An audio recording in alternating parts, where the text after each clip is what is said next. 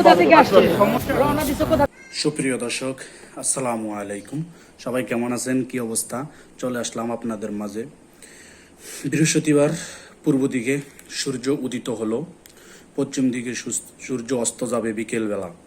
কিন্তু সকাল মুহূর্তে আমাদের দেশে বৃহস্পতিবার বৃহস্পতিবার সারা দেশে কিন্তু এইচএসসি পরীক্ষা শুরু হয়েছিল। কিন্তু এইচএসসি পরীক্ষা শুরু হওয়ার মধ্য দিয়ে এক বিভ্রান্ত ঘটনা ঘটে গেছে, যেটা মর্মান্তিক ঘটনা, মানুষের জীবনের 10টি বছর হারিয়ে ফেলছে। যেমন বাবা হারিয়ে ফেলছে, মা আছে, মা স্ট্রোক করছে, যে বড় ধরনের স্ট্রোক, যে স্ট্রোকের কারণে মেয়ের জীবনে নেমে আসছে এক হতাশা। মেয়ের ভিতরে দুইটি জিনিস কাজ করছে, একটি জিনিস হলো পরীক্ষা, আর একটি জিনিস হলো মায়ের চিকিৎসা। দেখেন, মেয়েটা সারা রাত কি পড়ছে না পড়ছে জানি না, কারণ মা অসুস্থ। মায়ের অসুস্থতার বোধ করে সে কিন্তু সারা রাত্র হয়তো ঘুম গেছে, না হয় নির্জিত মায়ের পাশে ছিল, না হলে পড়ালেখা করছে। দুইটা জিনিস নিয়ে কিন্তু সে একটি রাত পার করেছে। কিন্তু মা এত যে গুরুতর অসুস্থ, যেখানে মায়ের সেবা না করে সে পারতেছে না। হয়তো তার কোনো বড় ভাই, হয়তো তার কোনো বোন, হয়তো তার মামা, হয়তো তার চাচা, এই দুনিয়াতে হয়তো কেউ নেই। তার কারণে সেই কিন্তু তার মায়ের হাল ধরতে হয়েছে, হাসপাতালে নিয়ে গেছে মাকে। দেখেন, মাকে হাসপাতালে নিয়ে চিকিৎসার জন্য প্রস্তুত করছে। হয়তো মায়ের চিকিৎসা দিতে যায়া, ডাক্তার কাছে যাইতে যায়া, ভর্তি করতে যায়া, ডাক্তারের চিকিৎসা আনতে যায়া লং টাইম সময় হয়ে গেছে। কিন্তু তার পরীক্ষা, তারও কিন্তু মাথায় আছে। এইদিকে মা অসুস্থ, মাকে হাসপাতাল নিছে।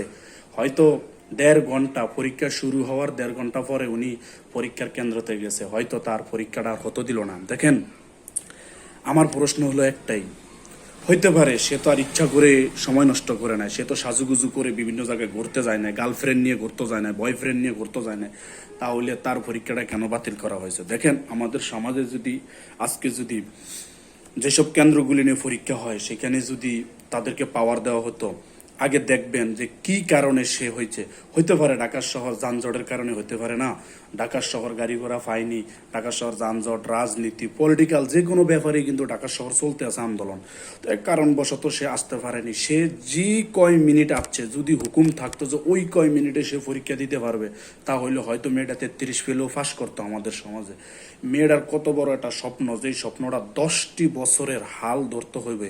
কারণ তার বাবা নাই, মার পরিশ্রমে সাধনায়, হয়তো পরের বাসায় কাজ করে পরিশ্রম করে, হয়তো একটু বড় লোক, না হলে গরিব, কি যে মাইন্ড সেট আপ নিয়ে সে পড়ালেখা করেছে, সে আর তার মা আর আল্লাহ ছাড়া কেউ জানে না। হয়তো পার্শ্ববর্তী মানুষ জানে, খেয়েছে না খেয়ে পরিশ্রম করেছে। দেখছেন, 1 থেকে 10টি বছর, ক্লাস 1 থেকে 10টি বছর পরে একটা মেট্রিক পরীক্ষা দেওয়া হয়। মেট্রিক পরীক্ষার একটা সার্টিফিকেট অর্জন করা হয়। সেই সার্টিফিকেটটা যে কত মূল্য, যারা শিক্ষিত সমাজ তারা ছাড়া বাকিরা বুঝবে না। দেখেন, আপনার একটা সার্টিফিকেটের জন্য কোটি কোটি টাকা ব্যয় করলো, কিন্তু একটা অরিজিনাল সার্টিফিকেট আপনি পাবেন না।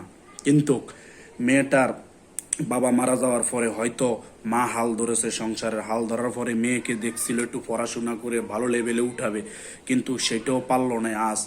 তো কিন্তু আমাদের দেশে এই যে মর্মান্তিক ঘটনাটা, এটা কিন্তু মেনে নেওয়া যায় না। যতই কন্টেন্ট ক্রিয়েটর হোক, বিভিন্ন চ্যানেল, বিভিন্ন প্রোগ্রামের মাধ্যমে জানা যাচ্ছে যে মেয়েটার যদি আবার একটা পরীক্ষা নেওয়া হতো, হয়তো মনে হয় মেয়েটার ফ্যামিলি উজ্জ্বল ভবিষ্যৎ কামনা করতে পারত।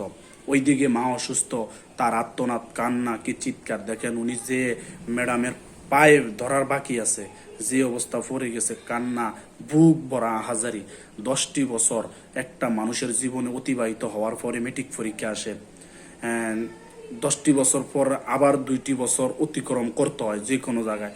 তো এই এইচএসসি পরীক্ষাটা যে কি কষ্টের, সে বুঝবে, যে স্টুডেন্ট, যে মানুষের খেতে কাজ করে, সে বুঝবে না। তা আমি দেশবাসীর কাছে এইটাই আবেদন, সবাই শেয়ার করবেন বেশি বেশি, যেন এই মেয়েটা যেহেতু পরীক্ষাটা দিতে পারে। এই মেয়েটা বাংলা প্রথম পত্র পরীক্ষাটা যদি দিতে পারে, তাহলে মেয়েটা সাকসেস পরবর্তী পরীক্ষাটা দিতে পারবে। বাংলাদেশ সরকারি প্রধান উপদেষ্টা ডক্টর মোহাম্মদ ইউনূস স্যারকে স্যালুট, কারণ ওনার অভিজ্ঞতা আছে। উনি যদি চেষ্টা করে শিক্ষা মন্ত্রণালয়, শিক্ষা উপদেষ্টাকে, তাহলে হয়তো উনি পরীক্ষাটা ওই মেয়ের নিতে পারে। ওই মেয়ে কিন্তু ইচ্ছা করে সে সময় নেয়নি, 2টি জীবন যুদ্ধ নিয়ে সে কালকে বৃহস্পতিবার লড়াই করছে সারাটা দিন। হয়তো মা, হয়তো পরীক্ষা, হয়তো মা, হয়তো পরীক্ষা। মার চিকিৎসা দিতে গেলে পরীক্ষা দিতে পারতেছে না, কিন্তু উনি কিন্তু ইচ্ছা এরকম করে না। তো ডক্টর মোহাম্মদ ইউনূস স্যার ব্যাপারটা গুরুত্বপূর্ণ বিষয় ভাবেই দেখবেন, কারণ যেহেতু মেয়েটা পরীক্ষা দিতে পারে, আমাদের সমাজে মেয়েটা উজ্জ্বল ভবিষ্যৎ কামনা করতে পারে। 10টি বছর অতিবাহিত করার পর একটা এসএসসি পরীক্ষা দিছে, এসএসসির পর আরও 2টি বছর কাটিয়ে কিন্তু এইচএসসি পরীক্ষা একটা গুরুত্বপূর্ণ বিষয়। ডক্টর মোহাম্মদ ইউনূস স্যারকে অভিনন্দন, যেহেতু উনি এই গুরুত্বপূর্ণ পদটা দেখে যেন ওনাকে একটা পরীক্ষা দেওয়ার ব্যবস্থা করে দেয়। আর দেশবাসীর কাছে আকুল আবেদন, আপনারা যদি হয়তো ওনার মাকে একটু সহযোগিতা করেন, হয়তো ওনার মা বেঁচে যেতে পারে। যে বড় ধরনের স্ট্রোক করেছে, হয়তো টাকা পয়সার অভাবও আছে সাংসারিক ব্যাপারে। দেখেন মানুষের কি ভাগ্য, পরিহাস, চিন্তা। মানুষ ইন্টার পরীক্ষা দিব, কত আশা ভরসা মনে রাখছে, হয়তো কিন্তু সময়ের অনুকূলে সে আর পারল না, বুঝছেন? তো ভাগ্য আসলে মানুষকে অনেক কিছু শিখায়, আর মানুষ বিপদ পড়লে অনেক কিছু বোঝা যায়। দেখেন কেন্দ্রে যদি সিস্টেম থাকতো যে যত ঘন্টা পরে আসুক না কেন উনি অংশগ্রহণ করতে পারবে, হয়তো মেয়েটা আজকে ভালো একটা লাইফ দাঁড়াইতে পারতো।